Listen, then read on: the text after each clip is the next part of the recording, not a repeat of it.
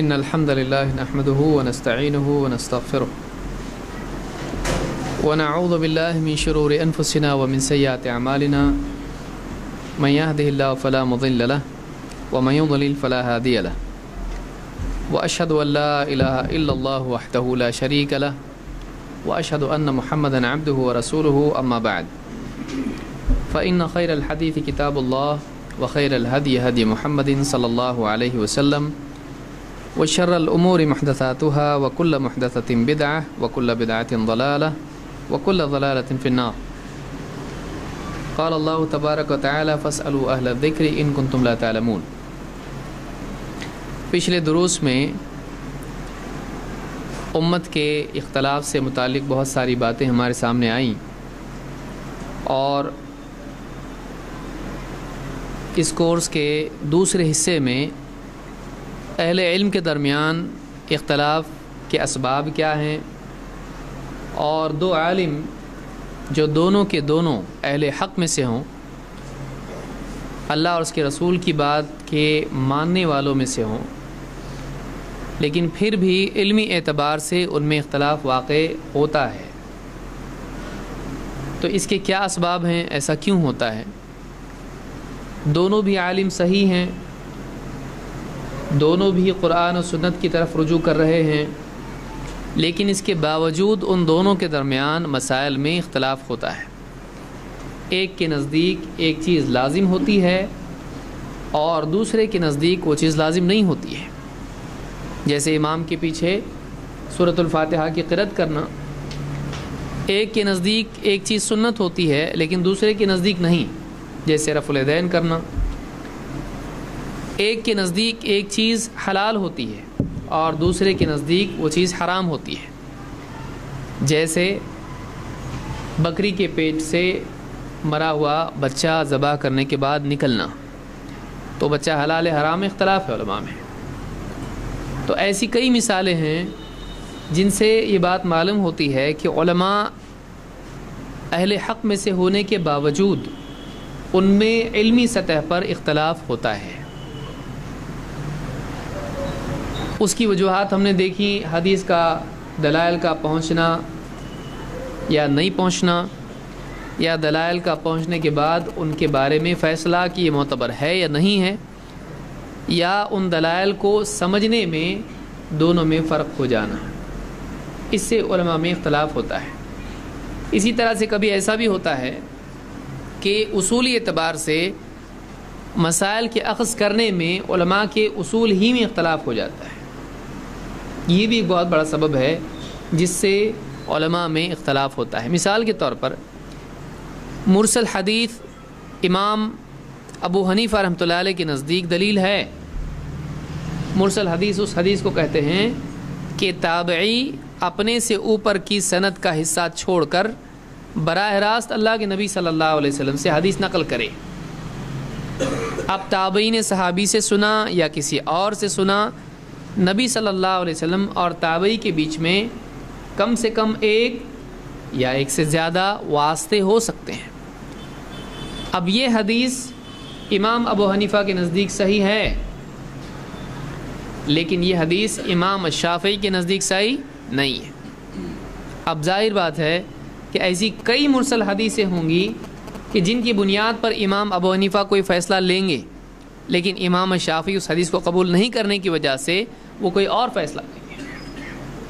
اسی طرح سے امام مالک کے نزدیک اہل مدینہ کا عمل حجت ہے۔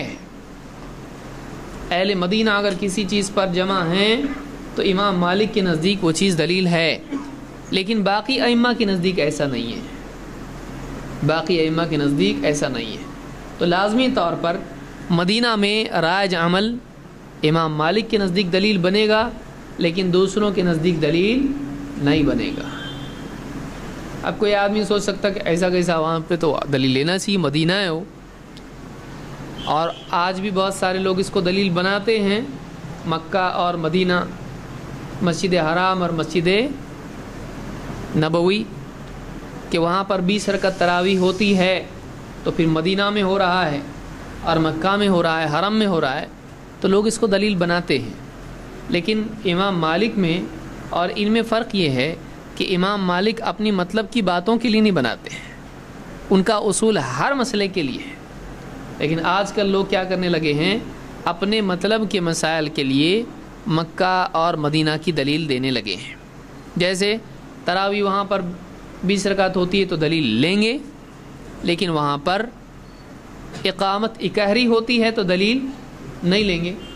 اللہ اکبر اشہد ان لا الہ الا اللہ اشہد ان محمد رسول اللہ، اب یہاں پر اکہری اقامت ہو رہی ہے، دوہری نہیں، تو اب اس کو دلیل لیں گے نہیں۔ وہاں پر وتر میں دعائے قنوت اللہم اہدنی فی من ہدیت ہو رہی ہے، لیکن یہاں پر اس کو دلیل بنائیں گے نہیں۔ وہاں پر فرض نمازوں کے بعد اجتماعی طور پر دعا ہو رہی ہے نہیں، لیکن ان کے نہیں کرنے کو دلیل بنائیں گے نہیں۔ تو بہت سارے لوگ اپنی خواہشات کی بنیاد پر مدینہ یا مکہ کو دلیل بناتے ہیں۔ امام مالک کا معاملہ ایسا نہیں ہے۔ امام مالک کہتے ہیں کہ مدینہ اللہ کے نبی صلی اللہ علیہ وسلم کا شہر ہے اور یہاں پر آپ نے دین کو رائج کیا، لہٰذا مدینہ میں اگر کوئی عمل رائج ہے تو وہ دلیل ہے۔ لیکن علماء نے اس کو کہا کہ نہیں، یہ ضروری نہیں ہے۔ ہاں، اگر کوئی چیز نبی صلی اللہ علیہ وسلم کے زمانے سے مدینہ میں ہے اور اس کی دلیل ہے تب تو یہ حجت ہے، لیکن اگر ایسی کوئی دلیل نہیں ہے تو بس مدینہ والوں کے کرنے کی وجہ سے کوئی چیز صحیح نہیں ہو جاتی ہے، یا مکہ والوں کے کرنے کی وجہ سے کوئی چیز صحیح نہیں ہو جاتی ہے۔ اور اللہ تعالیٰ نے مکہ کے عمل کو یا مدینہ کے عمل کو دلیل نہیں بنایا، خود نبی صلی اللہ علیہ وسلم بھی نہیں بنایا۔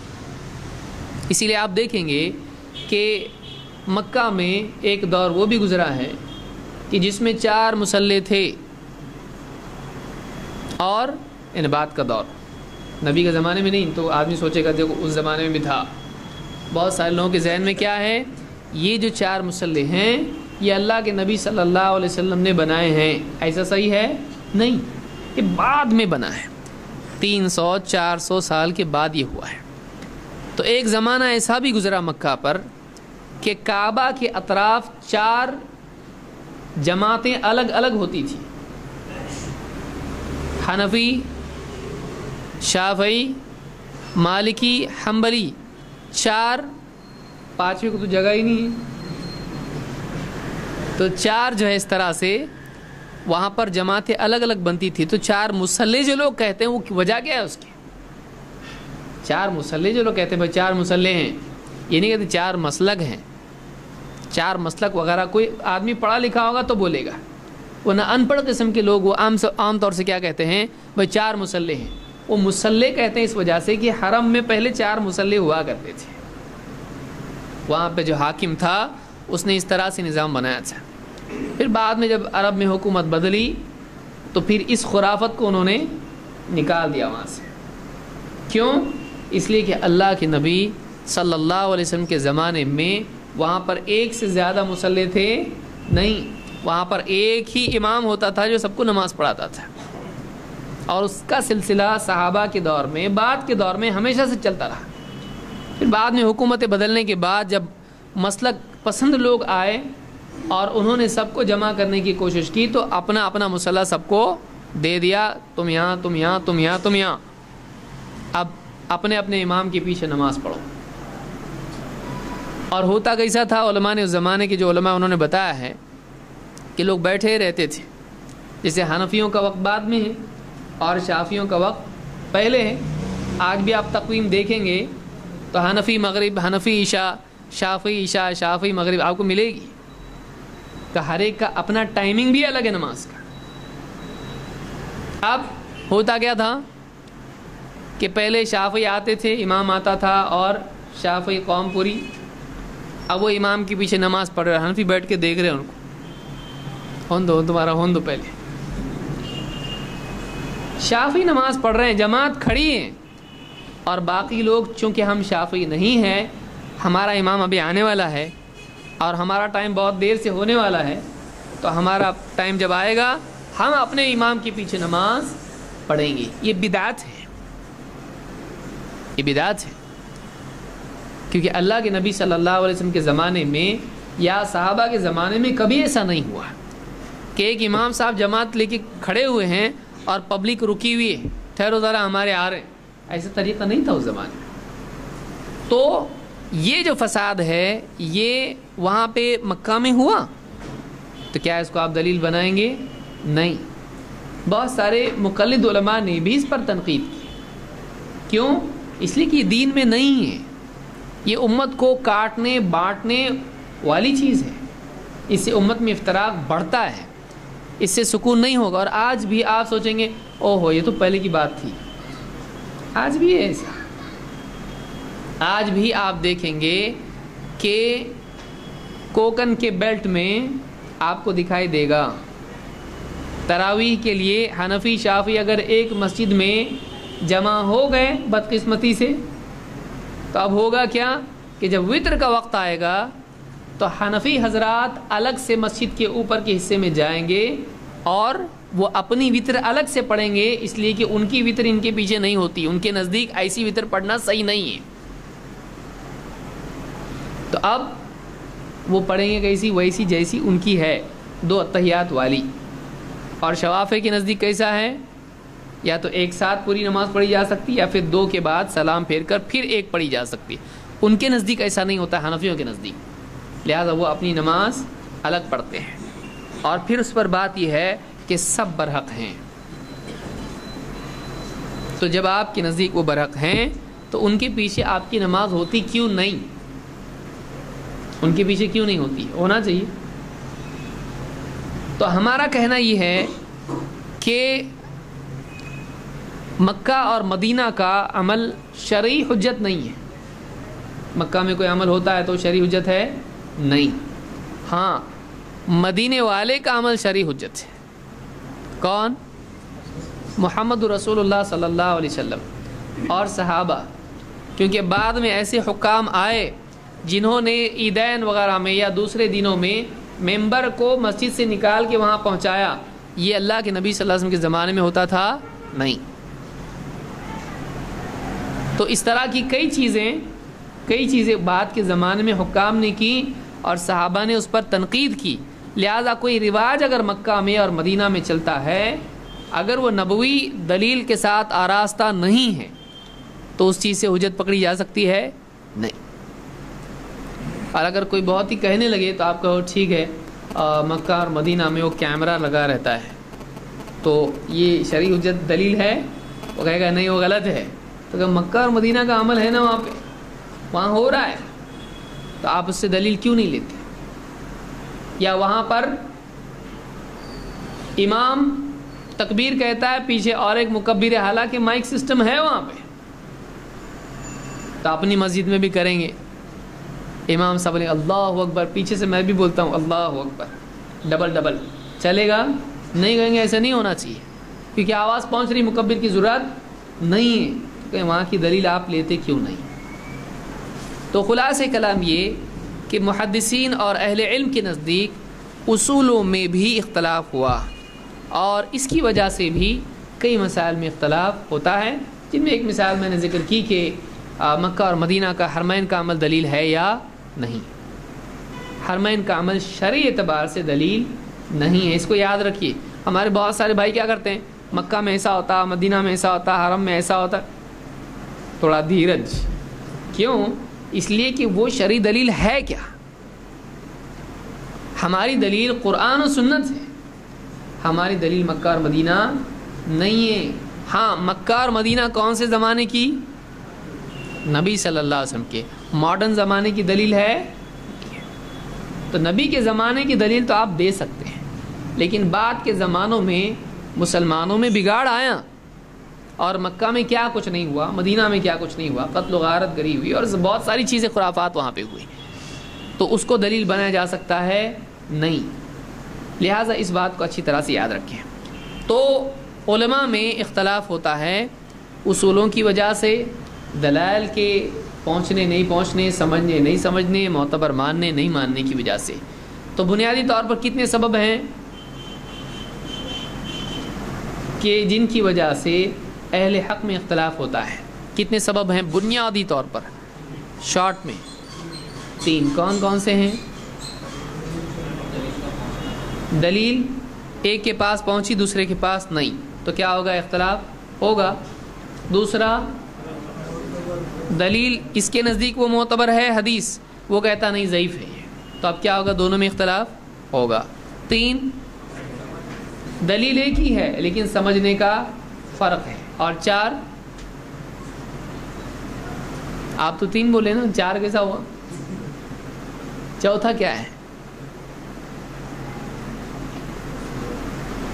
اس کا مطلب ابھی تک ہے نہیں، آپ آئے نہیں ابھی تک، ابھی بتایا میں نے۔ ہاں اصولوں میں اختلاف، یہ چوتھی وجہ ہے کہ ائمہ میں، علماء میں اصولوں میں بھی اختلاف ہے۔ مثال کے طور پر ایسا تو نہیں آپ بولتے رہو ذرا، ہاں بولتے رہو، سنتے رہتے ہم لوگ، یاد بھی رکھنا ہے آپ کو بات کیسے کرنا آئے گا۔ وہ کون ہے؟ ایک پہلا مان سکتے ہیں، دوسرے کون ہیں جو نہیں مانتے ہیں مرسل کو؟ امام الشافعی۔ مرسل ان کے نزدیک مطلق حجت نہیں ہے۔ یا اسی طرح سے اور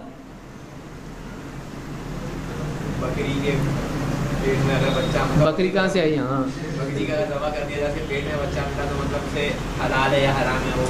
وہ پچھلی کیٹیگری کا ہے کہ اگر دلیل ایک ہی ہے لیکن سمجھنے میں فرق ہو رہا ہے، وہ اس کا ہے، وہ دوسرے کے گھر سے یہ گھر میں آیا ہے، پڑوس سے آ گیا ادھر۔ امام مالک کے نزدیک یعنی مثال کے طور پر مدینہ کا عمل ہے، وہ حجت ہے، لیکن باقی لوگوں کے نزدیک حجت نہیں ہے۔ ہاں کچھ چیزوں میں امام مالک کی بات جیسے مانی جائے گی، کیوں؟ کیسے؟ کہ جو ناپ تول کے جو وہاں پہ استعمال ہوتا آیا ہے تو وہ متواتر ہے کہ اللہ کے نبی صلی اللہ علیہ وسلم کے زمانے سے چلا آ رہا ہے، تو انہوں نے یہی لا کے بتا دیا امام محمد کو، دیکھو یہ کہاں سے ملا، پوچھے تیرے پاس کہاں سے آیا؟ کہا میرے باپ کے پاس سے آیا۔ اس کہاں سے؟ دادا کے پاس سے آیا۔ کہا دیکھو یہ نسل در نسل یہ ہے، یہ مد ہے، یہ صاع ہے، اور امام محمد پر حجت قائم کی، یہ دیکھو نبی کا ہے صاع۔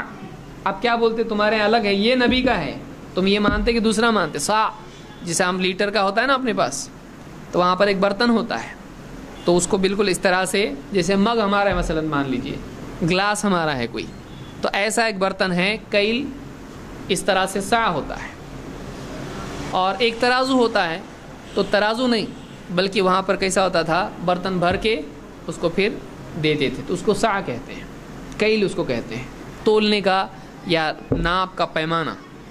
تو امام مالک کے زمانے تک وہی آیا جو نبی صلی اللہ علیہ وسلم کے زمانے میں چلتا تھا، تو مدینہ والے ہمیشہ سے یہی استعمال کرتے آئے ہیں، لہٰذا ان کی بات مانی جائے گی کہ نہیں۔ یا احد پہاڑ کون سا ہے؟ کس کو پوچھیں گے آپ؟ نیوٹن کو یا کولمبس کو پوچھیں گے آپ؟ مدینہ کس سے پوچھیں گے؟ مدینہ والوں سے پوچھا جائے گا احد کہاں ہے بھائی، تو بتائے گا دیکھو احد یہاں پہ ہے، تو ان کی بات کیا ہوگی؟ دلیل، کیونکہ تواتر کے ساتھ وہ چلا آیا ہے۔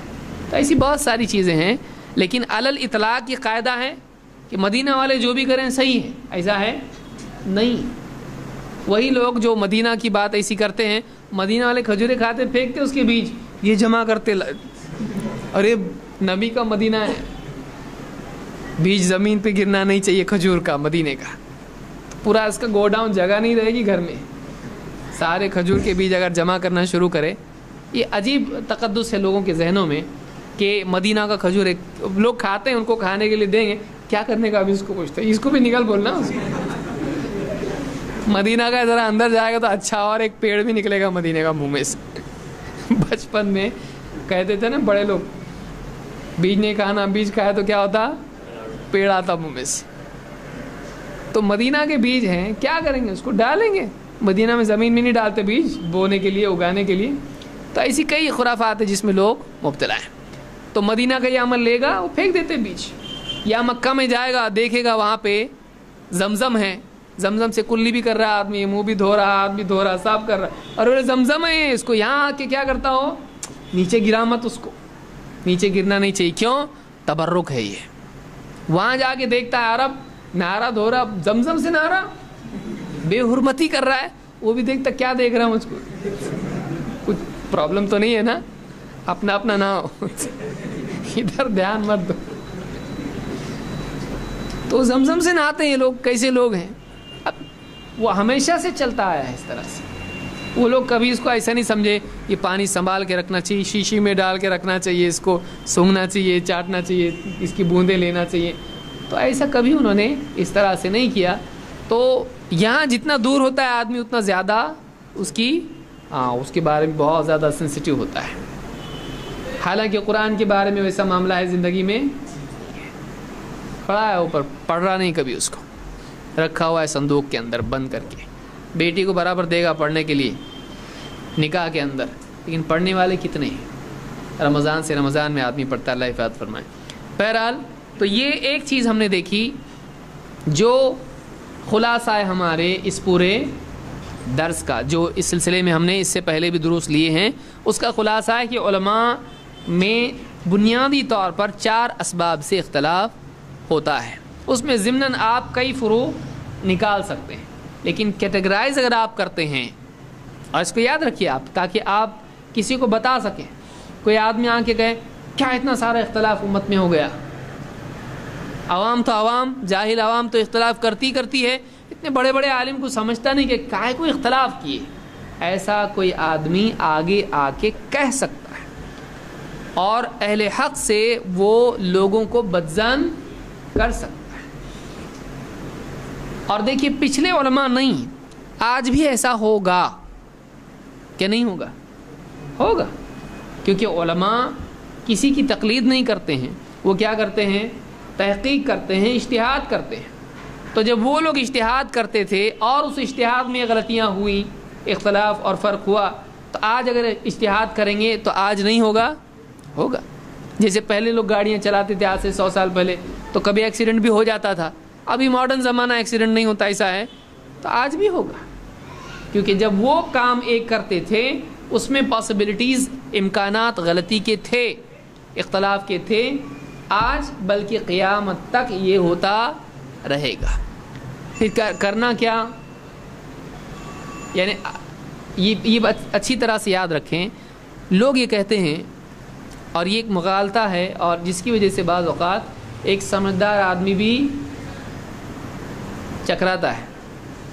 جیسے وہ کہے گا کہ دیکھیے آپ لوگ کہتے ہو اختلاف غلط ہے, برا ہے, کرنا چاہیے نہیں. آپ بولتے ہو پہلے کے علماء میں اختلاف ہوا اور آج امت میں اختلافات ہے, امت بٹی ہوئی ہے اور یہ صحیح نہیں ہے. ٹھیک, تو آپ کے خود اپنے علماء کو آپ دیکھیے, ان میں بھی تو اختلاف ہے. تو اہل حدیث آپ ہو یا فلاں جو بھی آپ ہو, سلفی ہو, آپ میں بھی تو اختلاف ہے. یہ سوال آپ کو بھی ابھی سن کے ایسا لگ رہا ہوگا, ہاں نا, ہم بھی کئی بار سوچے یہ. تو ایسا کیوں ہے؟ کیا اہل حدیث کا یہ کہنا ہے کہ اہل حدیث علماء میں اختلاف نہیں ہوتا ہے یا نہیں ہو سکتا ہے کہ نہیں؟ پہلے تو یہ بتا, آپ کو کیا معلوم ہے اس بارے میں؟ اب تک آپ کو لوگوں نے کیا بتایا؟ کیا اہل حدیث علماء میں اختلاف نہیں ہوگا؟ تو ہمارا یہ کہنا نہیں ہے کہ اہل حدیث علماء میں اختلاف نہیں ہو سکتا ہے. ہمارا یہ کہنا ہے کہ اہل حق میں بھی اختلاف ہو سکتا ہے, لیکن دونوں صحیح ہوتے ہیں. دونوں میں سے کیا ہوتا ہے؟ ایک کی بات صحیح ہوتی ہے.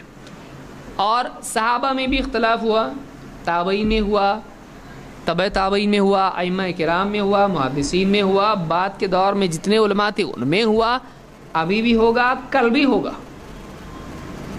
تو پھر کرنے کا کیا؟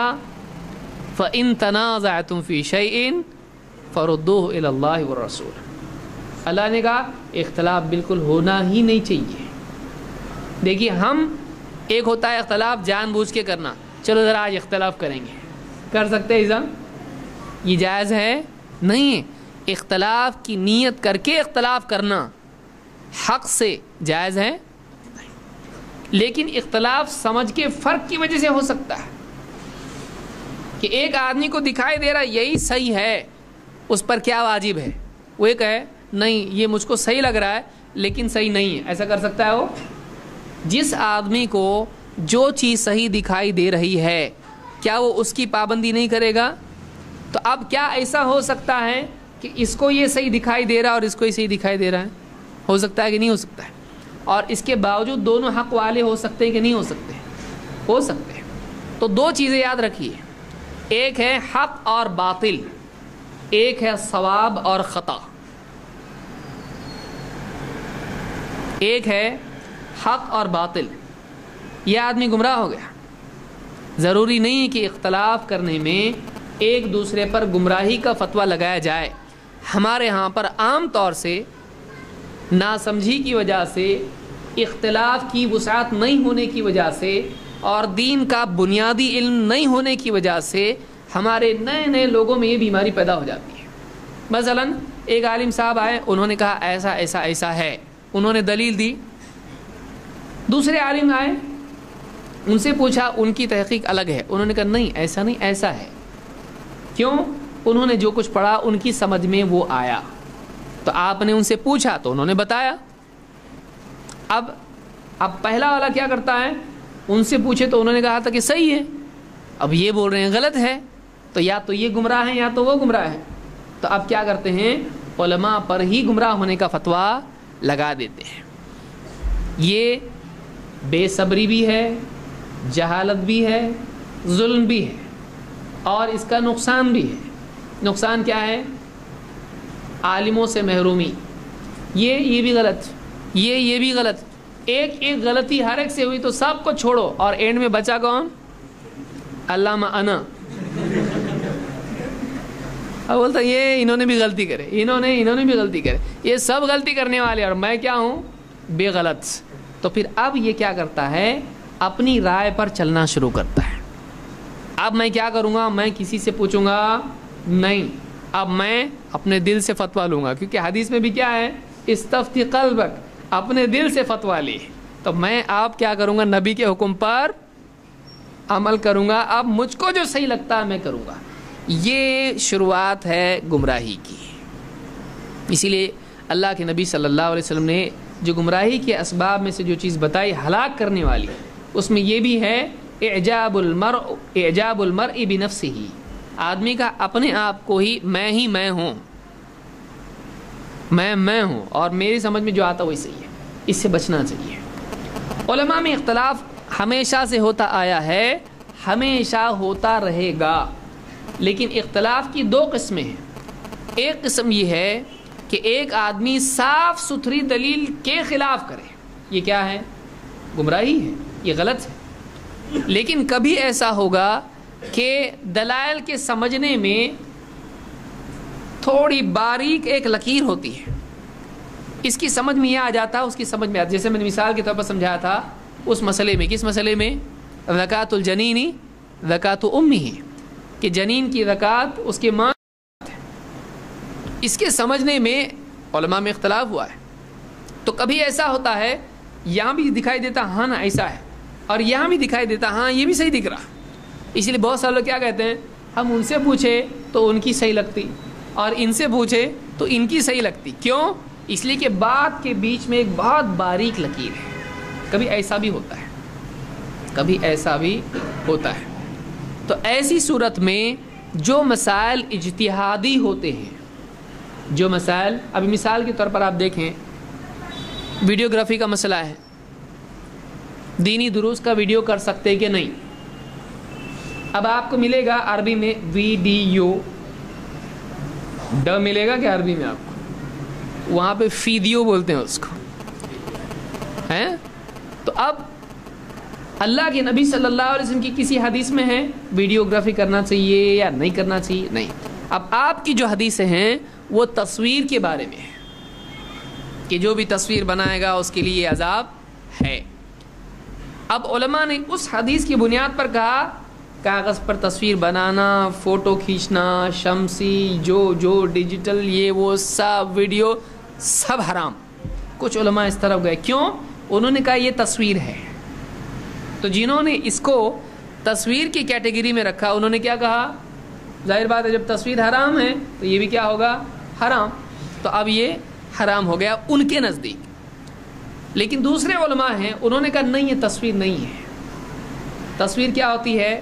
کاغذ پر بنانا وہ باقی رہتا ہے، ایک بار بنا دیا یہ دیکھو یہ ہے، ہاں یہ ہے. لیکن ویڈیو میں کیا ہوتا ہے؟ ویڈیو میں آپ نے جو موجود ہے اس کا عکس لیا اور اس کے بعد آپ نے شٹ ڈاؤن کیا تو کہاں گیا؟ وہ دکھ رہا ہے آپ کو؟ نہیں، وہ اندر ہے. لیکن آپ نے پھر آن کیا اس کو تو پھر اس نے پروسیس کر کے پروڈیوس اس کو کیا، پھر واپس بند کیا پھر گیا.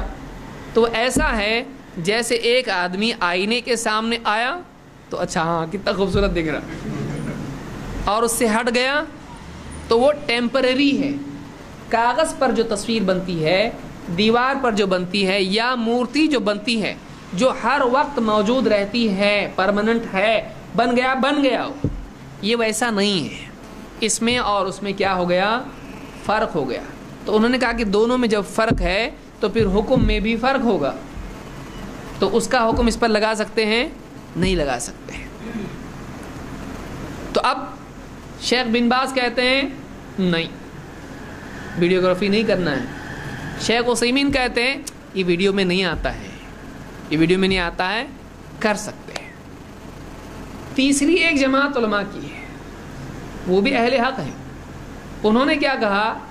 اگرچہ یہ تصویر میں آتا ہے اور نہیں کرنا چاہیے، بیٹھے بیٹھے جب دیکھے جب کر رہا، نہیں کرنا چاہیے، لیکن اگر واقعی اس سے دین کا نفع ہے اور باطل اس کا استعمال کر رہا ہے اور ہم اگر اس کا استعمال نہیں کرتے ہیں تو نقصان دین کا ہو سکتا ہے، تو پھر ایسی صورت میں مجبوراً ہم کر سکتے ہیں. جیسے مضطر کے لیے مردار کھانا کیا ہو جاتا ہے؟ حلال. ایک آدمی مر رہا ہے، جان کا نقصان ہوگا، اور ایسی صورت میں مردار اس کے سامنے ہے، جان بچانے کے لیے کھا سکتا ہے؟ بول سکتا ہے نہیں انما حرم علیکم المیتۃ والدم، حرام ہے یہ. لیکن اب کیا ہو گیا ہے؟ اللہ کی طرف سے اس کے لیے تھوڑی چھوٹ مل گئی ہے، کر سکتا ہے جان بچانے تک. یہ نہیں کہ کھڑے ہو کے ہاں ذرا نکال میرے ویڈیو، بے وجہ نہیں بلکہ بقدر حاجت. تو اب کتنی علماء کی قسمیں ہو گئی اس میں؟ نمبر 1 نو، سے نو ٹو ویڈیو. ایک یہ طبقہ ہو گیا، ان کے پاس وہی دلیل ہے تصویر والی. دوسرا طبقہ کیا کہہ رہے ہیں؟ کر سکتے ہیں، کوئی مسئلہ نہیں ہے، ہاں لیکن عورتوں کی نہ بنائیں، یہ نہ کرے وہ نہ کرے، فضولیات سے بچے. یہ دوسرا طبقہ ہے. تیسرا طبقہ وہ ہے جو کہتا ہے حرام ہے لیکن مجبوری میں چلتا ہے، اس لیے کہ اسلام کا قاعدہ ہے کہ اگر کسی چیز کے لیے حرج ہوتا ہے تو بقدر حاجت اس کی گنجائش ہے. اسی لیے یہ علماء کیا بولتے ہیں؟ ہاں ابھی حج کو جا رہے ہیں تو پھر فوٹو نکالنا تو پڑے گا نا. تصویر حرام ہے کہ حلال ہے؟ پھر اب جو آدمی کہہ رہا ہے دیکھیے حرام ہے نہیں کرنا چاہیے، وہ کیا بولتا ہے؟ ہاں حج کے لیے پھر کیسا جائیں گے؟ تو کہا کہ جب حرام کے ذریعے سے حج کو جا سکتے ہیں آپ کو تصویر نکالنا پڑے گی. تصویر جائز ہے کہ حرام ہے؟ حرام ہے. تو پھر آپ پر ایک حرام ذریعہ اختیار کرنے کی ضرورت کیا ہے؟ آپ کو مت جائیے حج کو. ایسا کیسا؟ تو وہ کیا کرتا ہے؟ بولا صرف اتنی حد تک کیا نکالے گا؟ تصویر. پھر ذرا جیب میں ہاتھ ڈالیے، کیوں؟ نکالو ذرا جو ہے وہ نوٹ، یہ کون ہے اس کے اوپر؟ ارے یہ تو دیکھا ہی نہیں میں نے کبھی. آپ جیب میں تصویر لے کے گھوم رہے، وہ بھی 3 شیر، اور ہر ملک کا الگ الگ تصویر اس کی ہے. چلتا ہے یہ؟ بولے پھر کیسا کریں گے؟ کھائیں گے کیا؟ کمائیں گے کیا پیسہ؟ درہم دینار تو ابھی نہیں ہے. تو بولے اب مطلب چلتا ہے، مجبوری میں چلتا گیا. ہاں بولے چلتا. تو یہ قاعدہ آپ کا مجبوری میں چلتا ہے. یہ قاعدہ دین میں بہت سارے معاملات میں آتا ہے. پھر بعض علماء نے کہا کہ کوئی مجبوری نہیں، ضرورت نہیں اس کی. بعد نے کہا نہیں ضرورت ہے اس کی. تو آپ سمجھ سکتے ہیں کہ کچھ مسائل ایسے ہوتے ہیں کہ جن میں 2+2=4 ایسا نہیں ہوتا ہے. اس میں غور و فکر کرنے کی ضرورت ہوتی ہے. اور کسی کو ہوا آ کے یہاں لے جاتی ہے دلیل کی، کسی کو ہوا آ کے یہاں لے جاتی ہے دلیل کی. کسی کا دل دلائل کی وجہ سے اس طرف مائل ہوتا ہے، کسی کا دل دلائل کی وجہ سے اس طرف مائل ہوتا ہے. ایسے مسئلے میں آدمی کہنے لگے جو لوگ ویڈیو کرتے وہ گمراہ، یا جو آدمی کہے جو لوگ ویڈیو نہیں کرتے وہ جاہل، ان کو معلوم ہی نہیں زمانہ کہاں جا رہا. دونوں بھی ایک دوسرے پر لان تان کر سکتے ہیں؟ نہیں. اس میں ایک مسئلہ وہ بھی ہے، جیسے مثال کے طور پر اللہ کے نبی صلی اللہ علیہ وسلم کے زمانے میں صحابی کہتے ہیں کہ ہم کو حکم دیا جاتا تھا کہ ہم نماز میں اپنے دائیں ہاتھ کو بائیں پر رکھیں قیام کی حالت میں. اب اس دلیل کو لے کر بعض علماء نے کہا دیکھیے قیام کی حالت میں آدمی کو چاہیے کہ وہ ہاتھ باندھے، اب اس طرف بعض علماء گئے جیسے بن باز وغیرہ ہیں، اور سدیس کو بھی آپ نے دیکھا ہوگا حرم میں وہ ہاتھ باندھتے ہیں قیام میں، رکوع سے پہلے بھی اور رکوع کے بعد بھی. تو وہ کہتے ہیں کہ قیام رکوع سے پہلے بھی قیام، رکوع کے بعد بھی قیام، تو قیام میں ہاتھ باندھنا ہے، باندھو، پہلے بھی باندھو بعد میں بھی باندھو. تو انہوں نے عموم سے استدلال کیا ہے کہ قیام میں ہاتھ باندھنا ہے تو ہم فرق نہیں کریں گے قیام رکوع سے پہلے کا رکوع کے بعد کا. اب سنے گا تو آدمی بولے گا ہاں نا بات تو صحیح ہے. دوسرے علماء کہتے ہیں نہیں، وائل ابن حجر رضی اللہ تعالیٰ نے اللہ کے نبی صلی اللہ علیہ وسلم کی نماز ذکر کی، مالک ابن حویرث نے ذکر کی، اور اس میں ہے کہ اللہ کے رسول صلی اللہ علیہ وسلم نے تکبیر کہی، ہاتھ باندھا، پھر اس کے بعد رفع الیدین کیا، رکوع میں گئے، رکوع سے کھڑے ہوئے، پھر سجدے میں گئے. کہا دیکھو پہلے ذکر کیا ہاں، بعد میں ذکر کیا نہیں. اب ہاتھ کا مقام وہ پہلے ذکر کر رہے ہیں لیکن بعد میں نہیں. تو اب یہ بتائیے کہ رکوع کے بعد یا رکوع سے پہلے یا سجدے میں یا جہاں بھی ہے، آدمی کے لیے جتنے اعمال نماز کے ہیں ان میں سے ہر عمل کے لیے دلیل ہونا چاہیے. تو ہاتھ باندھنا ایک زائد عمل ہے، چھوڑ دینا اصل ہے. دیکھیے وہ کیا کہہ رہے ہیں، اب میں دونوں سائڈ بتا رہا ہوں آپ کو. ادھر والے کیا بول رہے ہیں، پردے کی اس طرف، پردے کی اس طرف، دونوں دیکھیے کیا بول رہے ہیں. یہ کہہ رہے ہیں کہ کسی کو بھی آپ بولو کھڑے ہو جاؤ، کیسا کھڑے ہوگا وہ، ہاتھ باندھ کے نہیں، سیدھا کھڑے ہوگا. تو کہتے ہیں دیکھو یہ اصل ہے، اس پر ایڈیشن اگر آپ کچھ کرتے ایسا ایسا یوں جو بھی کرتے ہیں وہ اس کی دلیل چاہیے آپ کو. تو آپ اس کی دلیل دو. رکوع سے پہلے کی دلیل تو مل گئی، رکوع کی بعد کی کہاں ہے، نہیں ملی. تو آپ اس کی دلیل دو، ان کا کہنا ہے. اور ایک کیا کہہ رہے ہیں، دیکھو پہلے ہاتھ قیام ہے، یہ بھی قیام ہے، قیام میں باندھنا ہے، تو یہ بھی. اب آدمی کہے گا کیا کروں کیا میں. تو کچھ علماء اس طرف گئے اور کچھ علماء اس طرف گئے. اب ہم شروع کریں، یہ گمراہ ہیں، ان کو حدیث پہ عمل نہیں کرتے، حدیث کے منکر ہیں. یہ کہیں یہ جاہل ہیں، اپنے دل سے کچھ بھی نکالتے بدعتی ہیں. یہ اگر ہم کرنا شروع کریں امت میں مزید تفرقہ پیدا ہوگا. تو اس میں فرق یاد رکھیں، ایک وہ مسائل ہیں جن میں صراحت ہو یہ ایسا ہے، اس سے اگر کوئی خلاف کرتا ہے تو اس کو ڈانٹا جا سکتا ہے. لیکن جس میں وضاحت نہیں ہے، کلیئرٹی نہیں ہے اتنی، اور سمجھنے میں یہاں بھی پلڑا جھک سکتا ہے اور یہاں بھی، کہ ایک آدمی ترازو دیکھے تو ایسا بھی کبھی ہو رہا اور ایسا بھی کبھی ہو رہا، ٹھہر رہا ہی نہیں. تو ایسے وقت میں اس کو یا اس کو غلط کہنا صحیح ہے نہیں. ہاں یہ آدمی کہہ سکتا ہے کہ میرے نزدیک راجح یہ ہے، مجھ کو زیادہ پاورفل یہ دکھائی دیتا ہے. تو یہ آدمی کہے تاکہ چھوٹے چھوٹے مسائل میں زیادہ اختلاف آپس میں نہیں ہو. کوئی آدمی ایسا نہیں بتا سکتا ہے رکوع کے بعد میں ہاتھ باندھنا چاہیے یا باندھا یا ایسا، اور کوئی آدمی ایسا نہیں بتا سکتا ہے رکوع کے بعد میں ہاتھ چھوڑا، یہ دلیل اس کی ہے ادھر بھی نہیں ادھر بھی نہیں. اس کے پاس بھی دلیل چھوڑنے کی واضح نہیں ہے اور اس کے پاس بھی باندھنے کی دلیل واضح نہیں ہے. تو اب دونوں کی گنجائش، اسی لیے امام احمد ابن حنبل اتنے بڑے امام ہیں، ان سے پوچھا کسی نے ہاتھ باندھنا کہ چھوڑنا، انہوں نے کہا اختیار ہے. کیوں؟ ان کو الف با تا نہیں آتا، اتنے بڑے امام ہیں، امام اہل سنت والجماعہ. انہوں نے کہا یہ ایسا، انہوں نے کہا اختیار. کیوں؟ اس لیے کہ اس بارے میں کوئی واضح فیصلہ نہیں ہے. اگر واضح فیصلہ ہوتا تو وہ ایک کو ترجیح اس میں سے دیتے. تو علماء میں اس طرح کی وسعت تھی، لیکن بعد کے زمانے میں لوگوں میں کیا آتی، شدت آ جاتی ہے. پھر وہ ایک کو بالکل حق دوسرے کو باطل کا مسئلہ بنا دیتے ہیں، اور اس کی بنیاد پر علماء کو بھی گمراہ کہنا شروع کرتے ہیں. یہ جہالت کی قسم ہے. آپ کو سلف میں وسعت دکھائی دے گی لیکن خلف میں وسعت نہیں دکھائی دے گی. یہی فرق ہے سلف میں اور خلف میں. عبداللہ ابن مسعود رضی اللہ تعالیٰ عنہ حج میں انہوں نے جب نماز پڑھی عثمان بن عفان رضی اللہ تعالیٰ کے پیچھے، تو عثمان بن عفان رضی اللہ تعالیٰ کا فتویٰ کیا تھا، 4 پڑھنا چاہیے، قصر نہیں کرتے تھے. حالانکہ قصر آج بھی اور ہمیشہ سے یہی رہا ہے، 2 رکعت ہی پڑھنا ہے، لیکن انہوں نے 4 پڑھی. اور عبداللہ ابن مسعود اور عبداللہ ابن عمر کا بھی فتویٰ ہے، ان کا کہنا تھا نہیں 2 پڑھنا چاہیے. اب انہوں نے ان کے پیچھے پڑھی تو 4 پڑھی. امام صاحب 4 تو ہم بھی 4، قاعدہ یہی ہے. اب پبلک جمع ہوئی पब्लिक को काम रहता क्या? देखो हजरत, आप बोलते थे ना 2 आप 4 पढ़े कैसा, तो पब्लिक छोड़ती नहीं आलिमों को, फ़ौरन पकड़ लिया इनको। किसको? अब्दुल्लाह इब्न मसूद रज़ी अल्लाह तआला अन्हु को।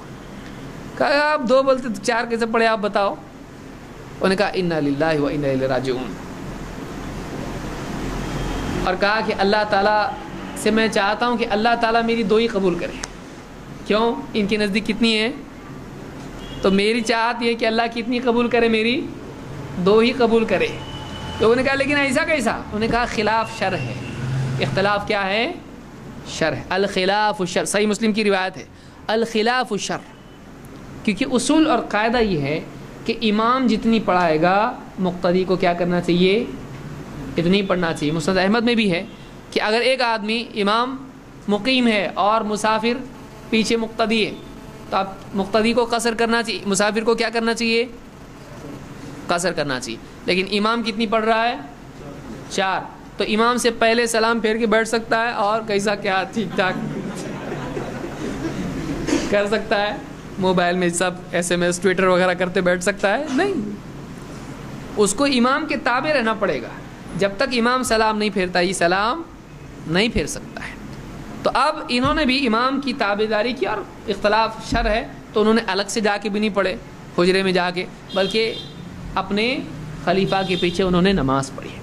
सलफ़ इस बात को समझते थे। देखिए उन्होंने हक बात बता भी दी और उन्होंने कोई शर भी ऐसा नहीं किया, बल्कि उनको मालूम है मैं अगर ऐसा करूँगा तो मैं तो हद के अंदर करता हूँ, लेकिन मेरे अलावा जो लोग मुझको देख के दलील पकड़ेंगे वो ज़्यादा बड़ा फितना पैदा कर देंगे। तो आलिम, 2 आलिमों में इख्तलाफ छोटा होता है, लेकिन उनके मानने वाले झगड़े पे आ जाते हैं। और आलिमों को आप देखेंगे बैठ के खा रहे पी रहे, इसकी चाय वो पी रहा, झूठी बची हुई इसकी चाय वो पी रहा, मोहब्बत से गले में हाथ डाल के बैठे हुए दोनों। और इनके दोनों के जितने अकीदतमंद होते हैं वो आपस में बाहर लड़ रहे हैं मस्जिद के बाहर, हमारे आलिम का ऐसा फतवा है, हमारे आलिम का ऐसा फतवा है, और ये दोनों आपस में लड़ते हैं? नहीं लड़ते। तो ये इल्म की कमी की वजह से होता है। जहालत में बर्दाश्त नहीं होती है, कम इल्मी जो होती है उसमें बर्दाश्त नहीं होती है। तो आज भी कोई आदमी हो सकता है क्या काम था इन इमामों को चारों को बैठे पूरे दिन के टुकड़े कर डाले, ऐसे बोलते हैं बोलने वाले। ऐसा नहीं बोलना चाहिए। जो जितने भी अइम्मा गुजरे हैं उन्होंने उनकी जो समझ में आया उन्होंने वो बताया। क्योंकि देखिए कुरान और सुन्नत में सारे मसाइल लफ्ज़न लफ्ज़न हैं कि नहीं है? है ना? नहीं है? कुछ लोग देख रहे हम ठहरे हुए ज़रा इंतज़ार में कि कश्ती किधर जाती, पहिया कहाँ झुक। सारे मसाइल लफ्ज़ बलफ्ज़ हैं क्या कुरान में? है ना? नहीं है? अच्छा, बेआईनी ही नहीं है। इसीलिए कुरान करीम में आपको लाइफ इंश्योरेंस का फतवा मिलेगा, हाँ हदीस में मिलेगा इन्ना लाइफ इंश्योरेंस हराम, ऐसा कुछ मिलेगा अरबी में? नहीं, नहीं मिलेगा आपको। या इसी तरह से आपको बहुत सारे मसाइल ऐसे हैं, ब्लड डोनेशन है। ब्लड डोनेशन, एक आदमी मर रहा है बेचारा, खून उसका नहीं जिस्म के अंदर बह गया एक्सीडेंट के अंदर, और अभी उसका ऑपरेशन चल रहा है, उसको खून की ज़रूरत है, तो अब मैं खून दे सकता कि नहीं? तो उस ज़माने में ऐसा था कुछ पी के इसको पहुंचा रहे हैं? नहीं, बोतल से निकाल के इसको दे रहे, नहीं था उस ज़माने में। तो बेआईनी ही आपको इस मसले का लफ्ज़ बलफ्ज़ कुरान और सुन्नत में जवाब मिलेगा नहीं, लेकिन इशारा मिलेगा जिस पर इज्तिहाद किया जा सकता है। कुछ बुनियादी उसूल ऐसे मिलेंगे जिनकी रोशनी में गौर करके फतवा दिया जाए, ऐसे उसूल आपको कुरान सुन्नत में मिलेंगे। जैसे मिसाल के तौर पर मैंने पहले भी मसला बताया था, एक आदमी है मिसाल के तौर पर, अब वो हलाकत की तरफ जा रहा है, मरने में है, और ऐसी सूरत में मुर्दार उसके सामने है, वो खा सकता है? खा सकता है ना? अगर नहीं खाया तो मर जाएगा, तो खा सकता है वो। तो ये उसूल है। अल्लाह ने कुरान करीम में फरमाया वक़द फ़स्सल लकुम मा हर्रम अलैकुम इल्ला मा तुरिरतुम इलैहि, कि अल्लाह ताला ने हराम जो भी चीज़ें हैं तुम्हारे लिए वाज़े तौर पर बयान कर दी हैं, हाँ लेकिन वो चीज़ें जिनमें तुम मजबूर कर दिए जाओ। अब ये क्या हो गया? कायदा कुल्लिया हो गया। ये अल्लाह ने बताया हराम चीज़ें क्लियर कट वाज़े हैं, हाँ लेकिन अगर मजबूर कर दिए जाएं तो उस वक्त में हराम चीज़ के इर्तिकाब पर गुनाह नहीं है। جیسے مثال کے طور پر کوئی آدمی سر پر کسی کی بندوق رکھ دے، ریوالور رکھ دے اور سامنے شراب رکھے، کہ پی نہیں تو مار ڈالوں گا۔ اب شراب حلال ہے کہ حرام ہے؟ اب یہ آدمی اگر واقعی اس کو غالب گمان ہو کہ پی لوں گا تو چھوٹ سکتا ہوں، پاسبلٹی ہے، تو کیا اس کے لیے شراب پینا جائز ہوگا کہ نہیں ہوگا؟ کیوں؟ اس لیے کہ اس کے لیے گنجائش جان بچانے کی ہے، یہ مستر ہے، یہ اپنی مرضی سے کر رہا ہے۔ فَمَنِ اضْطُرَّ غَيْرَ بَاغٍ وَلَا عَادٍ فَلَا إِثْمَ عَلَيْهِ، اللہ نے کہا جو آدمی مجبور کر دیا جائے اور بغاوت کی اس کی نیت نہ ہو، اللہ کی شریعت کی حدیں پھلانگنے کا دل میں ارادہ نہ ہو کہ چلو آج کر کے دیکھ لیتے ہیں، نہیں، بلکہ مجبوراً اس نے کیا ہے، تو اللہ نے فرمایا فَلَا إِثْمَ عَلَيْهِ، اس پر کوئی گناہ نہیں ہے۔ تو ایسا آدمی اگر اس وقت میں مجبوری میں شراب پی لیتا ہے تو کیا اس کے لیے گنجائش ہے؟ اب اگر کوئی آدمی کہے نہیں، قرآن و حدیث میں تو صرف مردار کے بارے میں آیا ہے، شراب مردار میں تھوڑی آتی ہے، تو اب یہ کیا ہے؟ اب اس کو کہا جائے گا کہ یہ قیاس ہے۔ کیا یہ مردار پر قیاس کیا گیا اس کو کہ ایک چیز حرام ہے، اس کی علت وہی ہے حرمت، اور وجہ اس کی کیا ہے؟ اس کی علت یا سبب اس کا کیا ہے؟ کیوں پینے کے لیے گنجائش نکلی مردار کے لیے؟ مجبور ہے جان بچانے کے لیے، جان بچانے کے لیے مردار کھانا، جان بچانے کے لیے حرام کھانا یا پینا، تو حرام کا ارتکاب جان بچانے کے لیے اگر اس کے لیے اور کوئی راستہ نہیں ہے تو اس کا کر سکتا ہے، ارتکاب کر سکتا ہے، گنجائش اس کے لیے نکلتی ہے، اس کو قیاس کہتے ہیں، یہ قیاس ہے۔ لیکن اگر بعینی ہی وہ ڈھونڈے گا تو کہے گا بھائی مردار، مفتی اگر بنا دیے اس کو تو کیا کہے گا؟ مردار کے لیے تو ملتا ہے بھائی، لیکن فون کر کے بول رہا اس کو ذرا بتاؤ مولانا ابھی یہاں پہ کیا ہو رہا ہے، میری جان جانے کا موقع ہے کہ میں شراب پی سکتا ہوں کیا ایسی صورت میں؟ کہے گا نہیں ایسی تو کوئی صورت نہیں ہے، مردار کھانے کی صورت تھی، مر جاؤ، کلمہ پڑھ لو، لیکن کلمہ پڑھ لو بھائی، یہی فتویٰ دے گا نا، کیونکہ قرآن و سنت میں یہ صورت ہے کہ کوئی آدمی شراب پینے پہ مجبور کر دیا جائے اور پیے تو بچ سکتا ہے، ایسا نہیں ملے گا اس کو، یا اور بھی صورتیں اس طرح کی ہو سکتی ہیں۔ تو ایسے مسائل ہوتے ہیں جن میں اجتہاد کرنا پڑتا ہے، جن میں اجتہاد کرنا پڑتا ہے، اور اجتہاد کے بارے میں اللہ کے نبی صلی اللہ علیہ وسلم کی حدیثیں واضح ہیں۔ آپ صلی اللہ علیہ وسلم نے فرمایا اذا حکم الحاکم فاجتہد ثم اصاب فلہ اجران واذا حکم فاجتہد ثم اخطأ فلہ اجر۔ امام البخاری اور مسلم دونوں نے اس کو روایت کیا۔ کیا حدیث ہے؟ اذا حکم الحاکم، حاکم اور حکمہ، حکمہ کا مطلب فیصلہ کرنا، جج ہے مثلا فیصلہ دے رہا ہے، تو اسلامی شریعت کے اعتبار سے کون جج ہوتا ہے؟ کون سے علم کی بنیاد پر وہ فیصلہ کرتا ہے؟ شریعت کی بنیاد پر کرتا ہے، قرآن و سنت کی بنیاد پر کرتا ہے۔ تو جب جج یا مفتی یا مجتہد جو فیصلہ دینے کی قاضی جس کو آپ کہیں گے، اسلامی قوانین کا جاننے والا جب اجتہاد کرے اور فیصلہ دے تو اس کا فیصلہ اگر صحیح نکل آئے کتنے اجر ہیں اس کے لیے؟ 2۔ اور اگر وہ اجتہاد کرے اور فیصلہ دے اور فیصلے میں اسے کیا ہو جائے؟ غلطی ہو جائے، اخطا، تو اس کے لیے کیا ہے؟ جہنم، 1 اجر ہے اس کے لیے۔ تو اب یہاں پہ دیکھیے کئی چیزیں سامنے آ رہی۔ نمبر 1، اجتہاد جائز ہے کہ نہیں ہے؟ کس نے جائز کہا اجتہاد کو؟ اللہ کے نبی صلی اللہ علیہ وسلم۔ تو ایک بات معلوم یہ ہوئی کہ اجتہاد جائز ہے، لیکن کون کرے گا اجتہاد؟ چچا، نانا، دادا، کون؟ یا گڈو؟ اذا حکم کل احد، اذا حکم الحاکم، تو جو جیسے کوئی آدمی کہے بھائی قرآن پڑھانے والے کے بارے میں حدیث میں آیا ہے کہ خیرکم من تعلم القرآن وعلمہ، تم میں بہترین شخص وہ ہے جو قرآن کو سیکھے اور سکھائے۔ چلو میں سکھاتا ہوں، اور پڑھنے خود اس کو آتا نہیں، اور پھر قرآن سکھا رہا ہے، تو سکھانے کا گناہ ملے گا کہ ثواب ملے گا؟ غلط پڑھا رہا ہے اس کو، تا پڑھنا آ رہا نہیں اس کو, کچھ پڑھنا آ رہا نہیں, الٹا سیدھا کچھ بھی پڑھ رہا ہے, شوق بہت ہے پڑھنے کا اور پڑھانے کا اس سے زیادہ ہے. تو ایسا آدمی جو نااہل ہے, پڑھنا آتا نہیں اور پڑھا رہا ہے, تو کیا اس فضیلت کا حامل ہو سکتا ہے؟ وہ نہیں.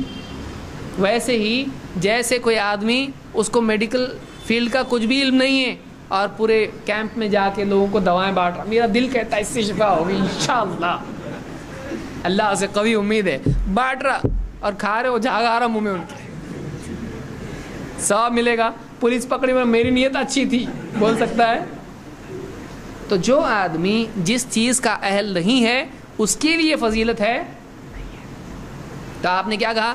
اذا حکم الحاکم, جب حاکم اجتہاد کرے, جب حاکم فیصلہ کرے, فاجتہد, اس میں اجتہاد کرے اور اس کا اجتہاد صحیح نکل آئے, یعنی اس کے پاس دلائل جتنے تھے اس میں غور کر کے اس نے فیصلہ دیا, اور قیامت کے نزدیک کے دن اللہ کے نزدیک بھی وہ فیصلہ صحیح تھا, اللہ کے نزدیک وہ فیصلہ صحیح تھا, اس کو کتنے ثواب ملیں گے؟ 2. لیکن اس تک کچھ حدیثیں پہنچی, کچھ نہیں پہنچی, سمجھنے میں غلطی ہو گئی اور اس نے فیصلہ دے دیا, اور وہ فیصلہ اللہ کے نزدیک کیا ہے؟ خطا کی اس نے. خطا کس کے نزدیک خطا ہے؟ وہ اللہ کے نزدیک, یعنی اللہ کے نزدیک وہ چیز خطا ہے, پھر بھی اس کو کیا مل رہا ہے؟ یعنی اللہ کے نزدیک خطا ہو کر بھی کیا ملے گا اس کو؟ اجر ملے گا. کتنے؟ غلطی کرنے کا اجر ملے گا کہ نہیں؟ نہیں, غلطی کرنے کا اجر ملتا ہے نا, تو خوب غلطیاں کرنا چاہیے. اجتہاد کا اجر ملا اس کو. اس لیے بہت سارے لوگ غلطی یہاں پر غلطی یہ کرتے ہیں کہ غلطی کا اجر مل رہا ہے, اس کو اجر غلطی کرنے کا نہیں مل رہا ہے, اس کو اجر کوشش کرنے کا مل رہا ہے, کوشش پر اجر مل رہا ہے. غلطی کی وجہ سے تو ایک اجر گیا اس کا, ورنہ وہ بھی ملتا. تو بہت سارے کہتے تھے وہ غلطی پر بھی اجر ملتا ہے. ٹھیک ہے بھائی, ہم غلطی پر ہی صحیح, ہم لوگوں کو تو ایک اجر ملے گا, آپ نے اجتہاد کدھر کیا؟ یہ ثواب کس کے لیے ہے؟ مجتہد کے لیے ہے. آپ کو کہاں سے ملے گا؟ آپ کے سامنے جب دلیل آئی اور آپ نے اس کو تسلیم نہیں کیا تو آپ کو کیسے اجر ملے گا؟ مجتہد کے پاس نہیں تھی, کر کے ملا اس کو اجر.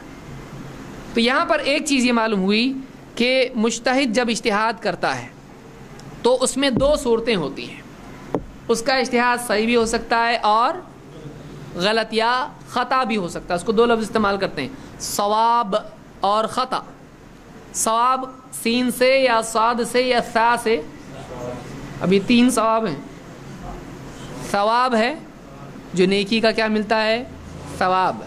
اور ثواب صاد سے, یہ کیا ہے؟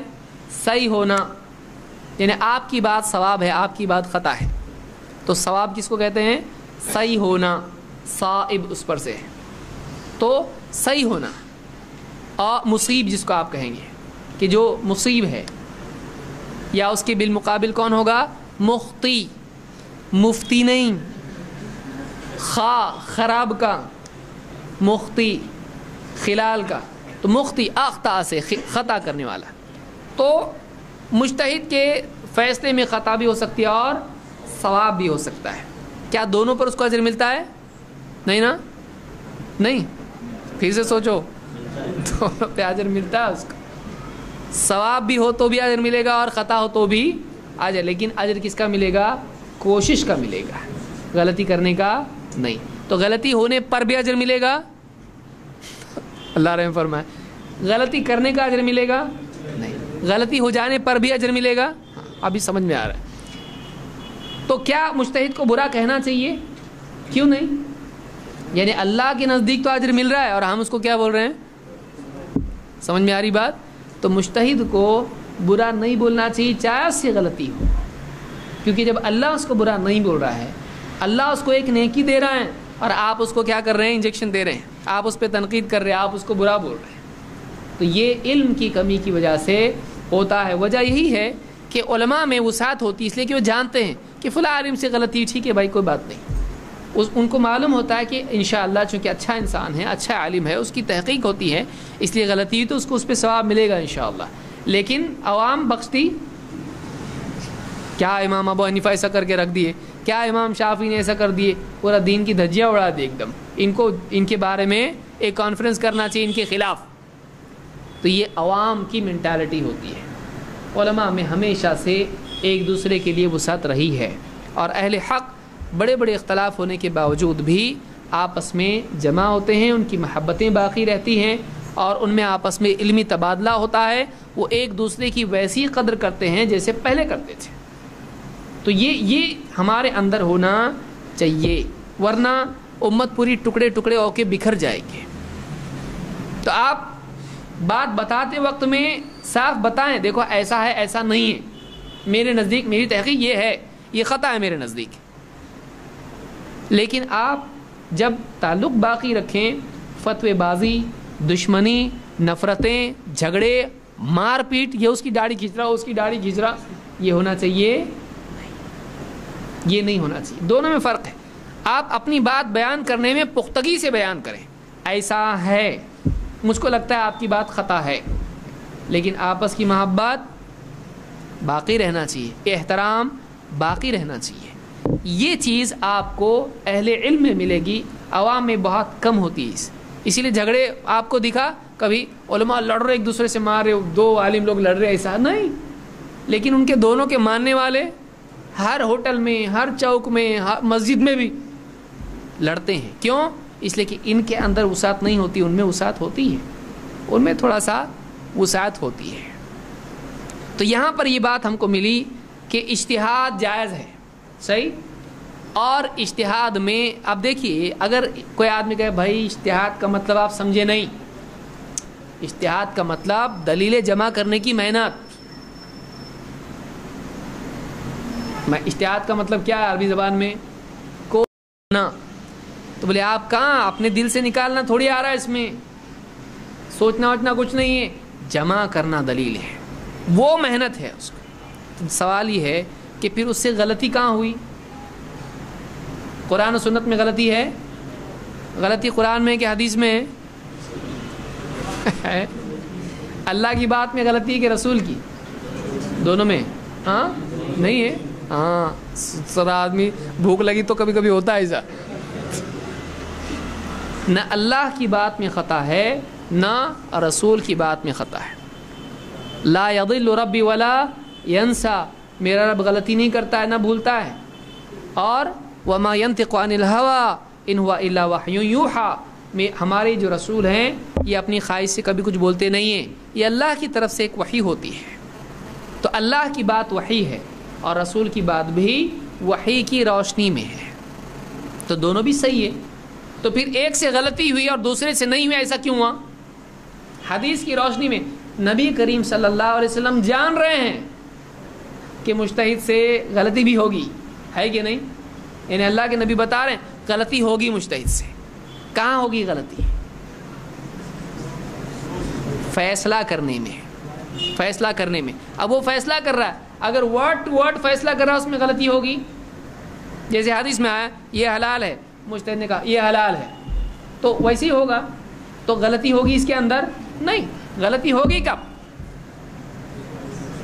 جب کلیرٹی اس میں نہیں ہے، اور نئے پیش آنے والے مسائل میں اس کو ساری دلیلوں میں غور کر کے فیصلہ کرنا پڑے گا. بھائی ایسا لگ رہا ہے، تو یہاں پر اس کی بات صحیح بھی ہو سکتی ہے اللہ کے نزدیک، اور خطا بھی ہو سکتی ہے. تو اس سے معلوم ہوا کہ اس اجتہاد کی گنجائش اسلام میں ہے. قرآن و سنت میں غور و فکر کر کے نئے مسائل کے لیے اجتہاد کرنا اور فیصلہ دینا، اس کی اسلام میں گنجائش ہے، اور اس میں غلطی بھی ہو سکتی ہے. تو معلوم یہ ہوا کہ ایک مجتہد کو اس احتمال کے بعد بھی کہ مجھ سے غلطی بھی ہو سکتی ہے، اس کو فیصلہ کرنا پڑے گا کہ نہیں پڑے گا. ایک قاضی ہے، اب اس کے پاس آیا کیس، یہ بتا رہا میری زمین ہے، بول رہا میری زمین ہے. یہ کہہ رہا دیکھو نکاح ہمارا ہو گیا، اگر نہیں ہوا ایسا نکاح. اب وہ دونوں کی بات سن کے فیصلہ دیا اس نے. اب اس کا فیصلہ صحیح نہیں ہے، لیکن اس کو لگ رہا ہے ایسا ہے، تو اس کو ثواب ملے گا کہ نہیں؟ اس کو ملے گا. کہ مجتہد کو لگ رہا ہے کہ میں نے جو کچھ بھی کیا ہے قرآن و سنت کی روشنی میں کیا، پورا سوچا اس نے رات بھر کہ یہ کیس ایسا ایسا ہے، اور پھر اگلے دن جب بیٹھا قضا کے لیے، اس نے کہا یہ زمین اس کی ہے، تم کو چھوڑ دو، زمین کو نہیں لے سکتے تم. یا اس کا نکاح غلط ہے، نہیں ہوا اس کا نکاح، جو بھی فیصلے اس نے دیا، اس میں خطا ہو سکتی کہ نہیں ہو سکتی ہے، لیکن کیا اس کو ثواب ملے گا؟ اس پر ملے گا ثواب اس کو۔ تو حدیث سے بات معلوم ہوتی ہے کہ مجتہدین سے اجتہاد میں خطا ہو سکتی ہے اور اس اجتہاد پر ان کو ثواب ملتا ہے۔ لہٰذا پہلی چیز یاد رکھنے کی ہے کہ ہم دو چیزیں یاد رکھیں۔ نمبر ایک، ہم یہ نہ کہیں کہ دین میں سوچ کے کچھ بھی نکالنا نہیں۔ دیکھیے دو چیزیں، ایک تو اپنے دل سے کچھ بھی نکالے کوئی آدمی، چلو 12 ربیع الاول کا جلوس نکالیں گے ہرے کپڑے پہن کے، یہ اپنے دل سے نکال سکتے ہیں؟ نہیں، یہ بدعت ہے۔ لیکن قرآن و سنت میں غور کر کے جو نئے مسائل پیش آتے ہیں ان کی روشنی میں اجتہاد علماء کا کرنا صحیح ہے کہ غلط ہے؟ بلکہ ضروری ہے، بلکہ بعض اوقات وہ فرض ہو جاتا ہے۔ جیسے ایک عورت ڈوب رہی اور لوگ جا رہے بیچارے مفتی صاحب کے ساتھ، اب ایک آدمی دیکھا وہ مفتی صاحب وہ بچاؤ بچاؤ بول رہی ہے، بچاؤں گے اس کو؟ تو اب دو مسئلے آ گئے، ایک تو جان بچانا اور دوسرا عورت کو چھونا۔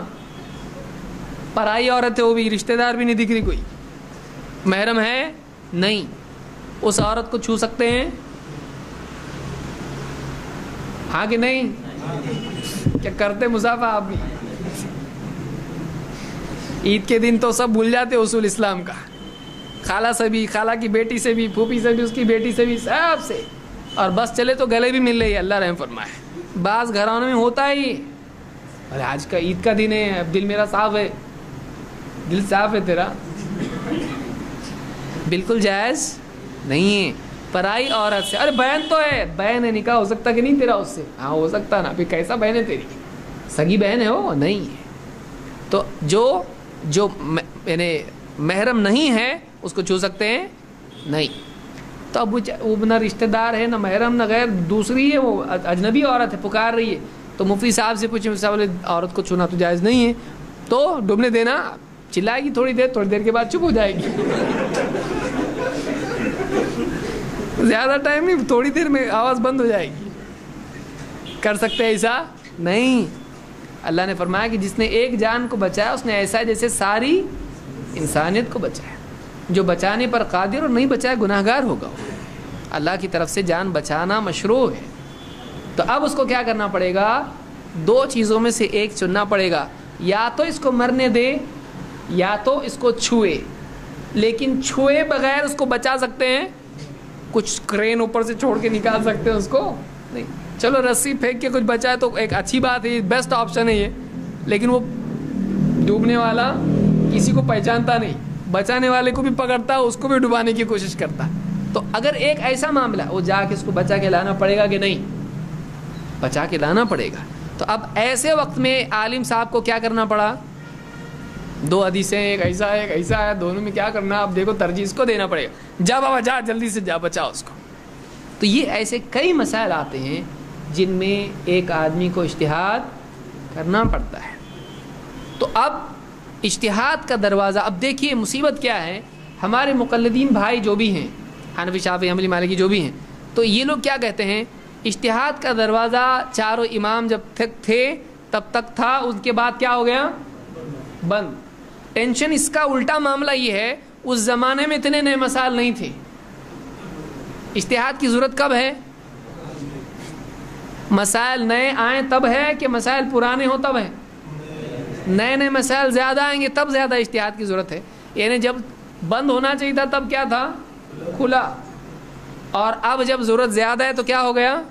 بند۔ تو اب ہمارا کہنا یہ ہے کہ اجتہاد کا دروازہ بند ہوا نہیں، کیونکہ جو بولتا ہے بند ہوا اس کو ایک ہی سوال پوچھنا، کیا بند کیا کون؟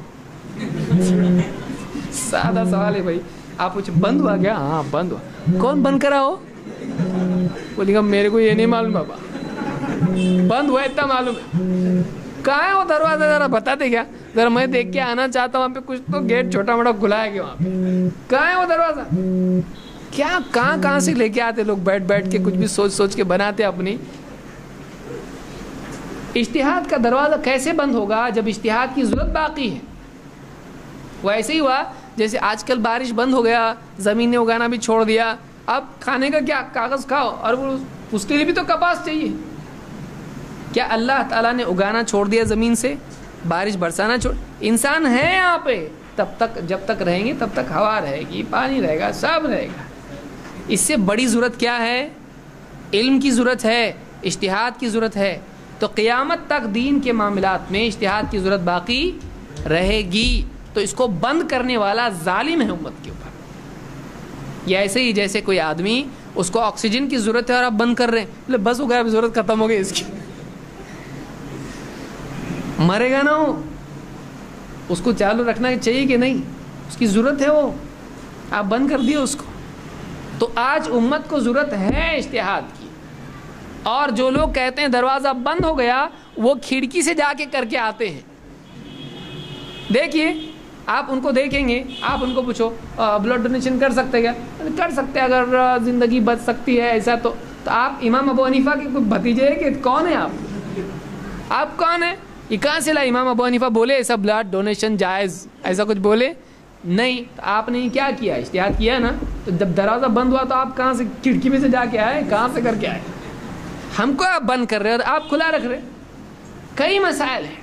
بینکنگ سیکٹر کو آپ دیکھیے, آج بزنس کی اتنی صورتیں نکل چکی ہیں کہ آدمی کا دماغ کام نہیں کرتا. ذرا سے ہر دن ایک نیا کچھ بزنس آ رہا, ملٹی مارکیٹنگ, یہ ملٹی لیول, وہ ایسا ویسا.